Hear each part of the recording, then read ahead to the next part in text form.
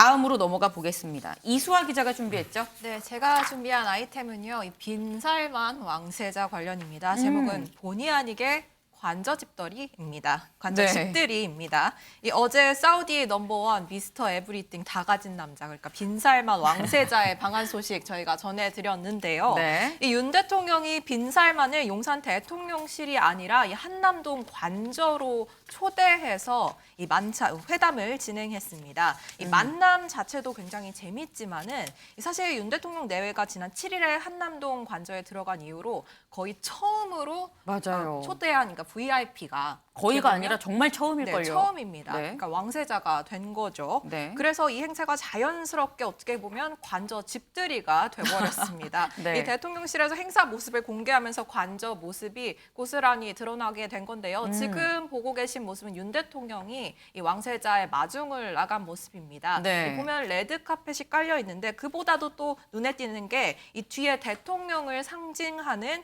이 금색 봉황으로 장식된 현관이 눈길을 끌고 있습니다. 저런 식으로 보이고 있고요. 또 네. 오른쪽에 내부 모습도 잠깐 보였는데요. 저기는 네. 오찬 자리입니다. 그런데 이 화이트 톤으로 거의 리모델링이 된 모습을 저희가 잠깐 볼 수 있습니다. 탁 트인 유리창도 좀 눈길이 가고요. 네. 관저 정원도 일부가 공개가 됐는데요. 네. 이 윤 대통령 그리고 빈살만 왕세자 이 통영만 대동한체 정원을 한 바퀴 돌면서도 얘기를 나누기도 했는데요. 이 보시는 것처럼 뒷 배경으로 이 낙엽이 붉게 물든 조경을 저희가 볼 수 있었습니다. 지금 굉장히 좀 넓은 것 같습니다. 지금 조경도 잘 돼 있고 넓은 공간에 지금 두 사람이 이렇게 걸어가는 이렇게 울긋불긋한 단풍까지 지금 보이고 있는데 좀 감질맛이 납니다. 저희가 지금 뒷 배경으로만 지금 추측을 해봐야 되는 상황이에요. 내부 모습 좀 더 뭐 없나요? 좀 더 있습니다. 영상으로도 있는 것 같고요. 네. 일단 윤 대통령과 빈살만 왕세자가 어제 단순히 한 차례 만남만 가진 게 아니라 굉장히 긴 시간 동안 어떻게 보면 한 2시간 반 가까이 자리를 네. 함께 했습니다. 그래서 가장 먼저 만난 곳이 물론 마중 나갈 때도 봤지만은 고위급 확대 회담이 있었습니다. 그래서 이 자리를 또 보면 관저 리셉션장에서 이게 40여 분간 진행이 됐는데 네. 이 리셉션장은 사실 관저 느낌이 잘 안 나더라고요. 이게 보고 계시지만은 그러게요. 이게 정부 청사의 한 곳인가 네. 하는 생각이 들 정도로 굉장히 여느 회의실과 다름없어 보이는 모습을 저희가 볼 수 있었습니다. 다만 특이한 건 윤 대통령이 앉은 쪽에 이 소나무가 한 그루 크게 그려진 벽이 있더라고요. 그 네. 정도가 지금 보고 저쪽. 계신데 네. 그 정도가 눈에 띄고요. 30여 명이 앉아도 충분한 공간이 있다. 뭐 이 정도는 저희가 확인할 수 있었습니다. 네, 이에 두 사람 단독 환담도 진행이 됐는데 네. 이건 대통령의 가족 공간에서 따로 진행이 어, 됐습니다. 네. 이 공개된 사진을 보시면 여느 평범한 가정집의 거실과 크게 다르지 않죠? 식탁인데요. 네, 그렇습니다. 네. 여느 평범한 모습과 다르지 않은데 식탁이 준비되어 있고 두 네. 사람 앞서 거실에서 환담을 한 이후에 앞서 네. 보신 정원에서 산책을 이어가면서 대화를 했다고 합니다. 이 자리 아까 설명드렸지만 윤 대통령이 날씨가 좋아서 즉석에서 한번 나가서 걸어보자 제안을 했고 네, 빈살만 왕세자가 이를 흔쾌히 받아서 나갔다고 합니다. 이어서 진행된 오찬 모습도 준비했는데요. 네. 관저 내부에 있는 오찬장의 규모를 알 수 있습니다. 네, 사각형 오, 테이블에 넓어요. 약 30명이 둘러 앉을 수 있는 규모로 보입니다. 네. 지금 굉장히 생각보다 넓은 모습입니다. 지금 저희가 본 게 뭐 확대 정상회담이 한 것도 있고요. 확대 회담 한 것도 있고 단독 회담 한 것도 있고 뭐 식탁 비슷하게 생기긴 했습니다만 그리고 지금 보신 것처럼 오찬 장소가 지금 전부 다 다릅니다. 정원도 넓고 굉장히 넓은데 아니 근데 윤 대통령이 그동안 계속 뭐 정상회담이 있으면 용산의 대통령실로 초청을 하고 거기서 만났는데 이수아 기자 이번에는 집들이라고 표현을 했어요. 왜 관저로 부른 거죠?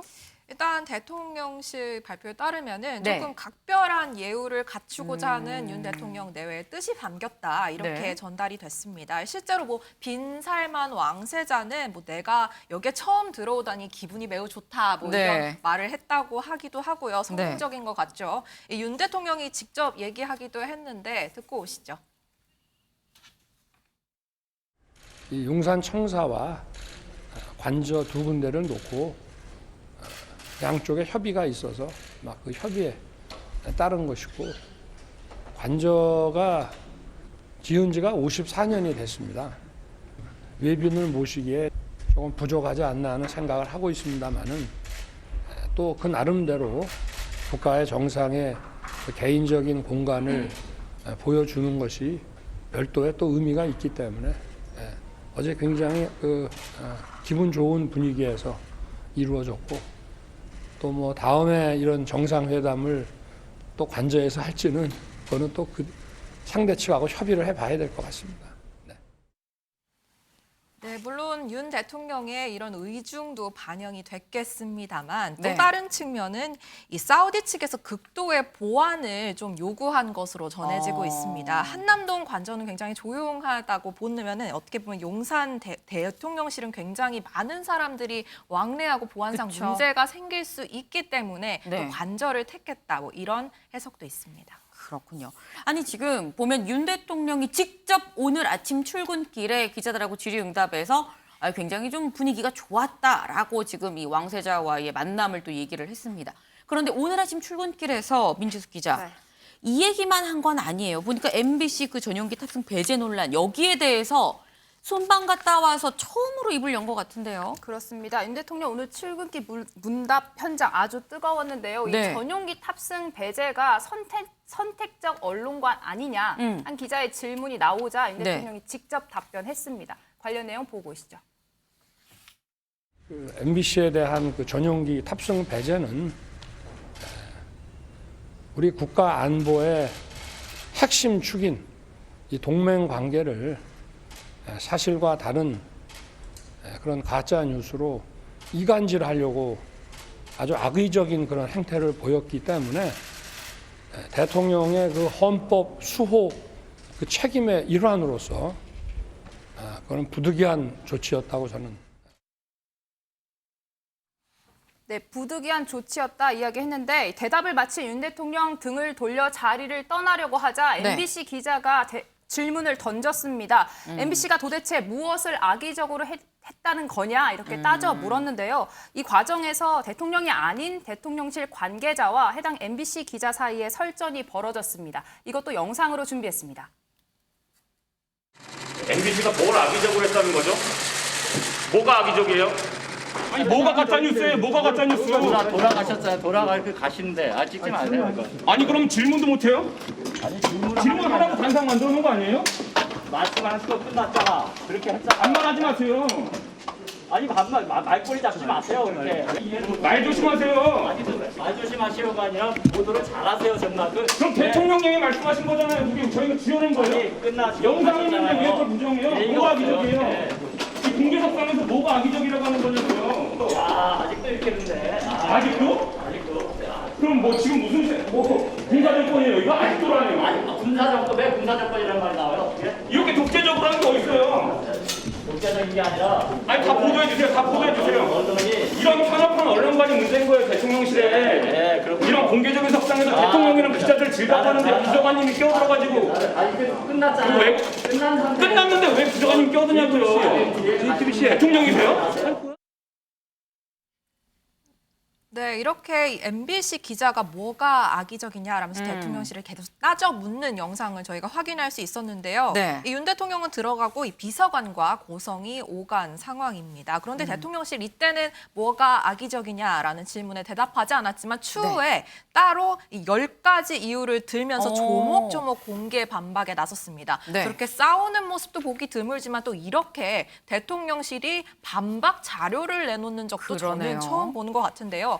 이 내용을 보면은 이 전문가도 확인하기 어려운 말자막을 무한 반복했다. 그리고 하지 않은 말로 거짓 방송을 했고 이 한미 동맹을 노골적으로 이간질했다. 라면서 이 10가지 이유를 대는 또 반박 자료가 나왔습니다. 네, 지금 김광삼 변호사님. 예. 이 MBC 전용기 탑승 배제 논란이 점점 더 논란이 커지는 듯한 느낌입니다. 어떻게 보셨습니까? 일단 그 이제 이전 정부에서도요.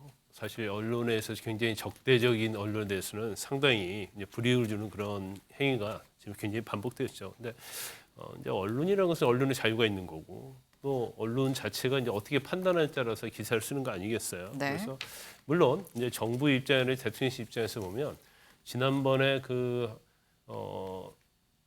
내보낸 거 뭐 비속어 있는 그런 네. 데 굉장히 불편할 수는 있죠. 근데 네. 이제 저는 개인적으로 볼 때는 그런 부분에 대해서도 상당히 이제 포용을 해야 한다 이렇게 봅니다. 그리고 그 부분이 물론 뭐 대통령실 입장에서는 이제 조작이다 그렇게 얘기를 하고 있지만 네. 또 경우에 따라서는 조작이 아닌 것처럼 또 들을 수도 있거든요. 네. 그러면 사실은 향후에서 이제 반복되지 않도록 해야 하고 그래서 좀 더 좀 대범하게 좀 정치를 해야 한다. 저는 그렇게 봐요. 물론 MBC 자체에서 실수할 수 있죠.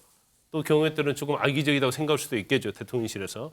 그렇지만 MBC라는 거대 언론 거기에서 어떤 거기에 대한 판단 이런 것에 대해서 비판을 하고 그런 건 할 수 있지만 이게 배제까지 가는 데 있어서는 좀 더 좀 성급한 문제가 있다 이렇게 봅니다. 네.